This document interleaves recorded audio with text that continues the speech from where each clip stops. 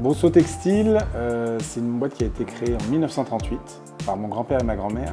Alors moi je suis la 3e génération et j'ai repris en 2006, après mes parents. Et mon grand-père est parti, il a acheté ses premières machines en Angleterre et ils ont ramené 4 métiers, des métiers Bentley Comet, et ils ont commencé comme ça. Pour fabriquer une chaussette, déjà on reçoit un dossier client, donc on reçoit vos dessins. De ces dessins-là, on fait un premier dessin technique sur ordinateur, donc ce qui consiste à programmer la machine. On choisit avec vous les fils, on met les fils sur la machine et ça tricote la première chaussette. Après, il y a différentes étapes, donc il y a une première phase de contrôle. Ensuite, il y a ce qu'on appelle le remaillage, c'est la couture de la pointe. Le repassage, qu'on appelle formage.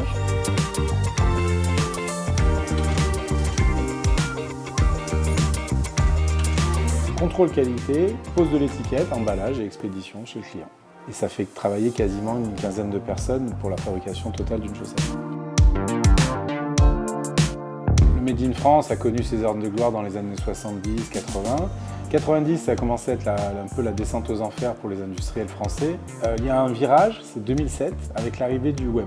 Et en fait, ça a fait renaître un peu l'industrie textile française. Grâce au web, les industriels ont pu communiquer sur le fait qu'ils existaient, qu'ils étaient présents et qu'ils produisaient en France. Donc aujourd'hui, d'avoir ici 52 familles qui vivent grâce à la fabrication de chaussettes, je pense que c'est déjà ça notre première fierté.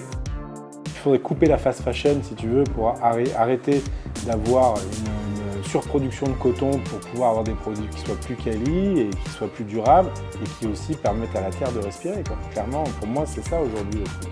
Et je pense qu'on peut quand même avoir des modes qui soient durables.